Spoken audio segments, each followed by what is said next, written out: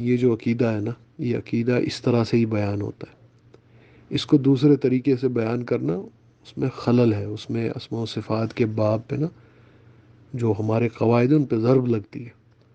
ہمارے جو اسماء و صفات کے باب میں جو قاعدہ ہے وہ یہی ہے کہ یہ حقیقت پر ہوتے ہیں. یہ ان کو مجازی معنی دینا اور حقیقت سے نا، حقیقت سے دور لے کر جانا اور اپنے ہی معنی بتانا اور تعویل کرنا، یہ کہیں پر نہیں ہے. یہ تعویل ہے.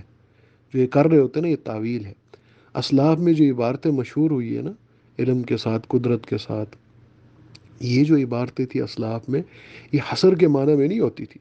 یہ صرف ایک اشکال کو دور کرنے کے لیے ہوتا تھا کہ کسی طریقے سے اشکال دور ہو اور صحیح جو عقیدہ ہے وہ لوگوں کے ذہن میں راسخ ہو جائے.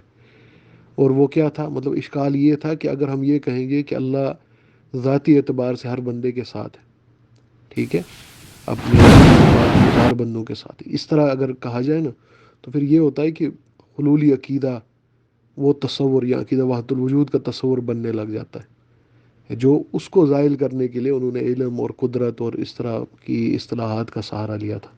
وگرنہ ان کا معنی قطعاً حصر کے لیے نہیں تھا. اس کی وضاحت شیخ الاسلام علامہ ابن تیمیہ رحمۃ اللہ تعالیٰ علیہ کے جانشینوں میں سے میں بتا رہا ہوں آپ کو. اور یہ میں آپ کو واضح بتاؤں، شیخ ابن عثیمین جب کوئی بات کر رہے ہوتے ہیں عقیدے کے باب میں اور ابن تیمیہ کی صراحت کرے تو سمجھ جائے اگر ابن تیمیہ کا یہ عقیدہ.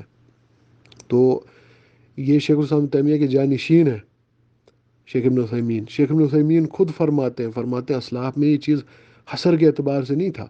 وہ صرف اور صرف اس اعتبار سے بیان کرتے تھے تاکہ لوگوں کو سمجھ آ سکے، حلولی عقیدے سے وہ دور رہے. وگرنہ نزول کے عقیدے کو آپ بھی مانتے، ہر بندہ مانتا ہے. نزول کا کوئی انکاری ہے؟ وہ ہر بندہ یہی کہتا ہے کہ وہ حقیقی ہے. اہل السنہ کے سارے علماء کہتے ہیں وہ حقیقی ہے، وہ مجازی نہیں ہے. یعنی اللہ رب العزت ذات کے اعتبار سے نازل ہوتا ہے. یہی ہے نا. یہ تو نہیں ہے کہ اس کی علم یا اس کا کوئی حکم، اس طرح تو نہیں ہم مانتے. ہم تو صراحت کے ساتھ مانتے. تو اگر اس ذاتی اعتبار سے آپ مانتے ہیں کہ اللہ نازل ہوتا ہے، تو اس وقت بھی اللہ رب العزت کو عرش پر ہی مانتے ہیں نا.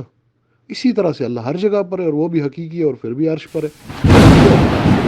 یہ اصل میں نا انہوں نے بس وہ، ان کو بیان نہیں کرنا آیا تھا یہ عقیدہ. بہرحال میں نے عبارت پیش کی ہے. میں دیکھتا ہوں کون آتا ہے سامنے. اب میں ذرا تماشا دیکھوں. یہ جو کہہ رہے تھے نا کہ پتہ نہیں انہوں نے بہت کچھ پڑھا ہوا ہے عقیدہ اسماء و صفات، اور جو آپ نے وہ گروپ میں وغیرہ، میں دیکھتا ہوں. آؤ نا، اب آؤ. اب جس نے آنا ہے وہ آئے. میں الفاظ نکال کر دکھا دوں گا کتابوں میں سے.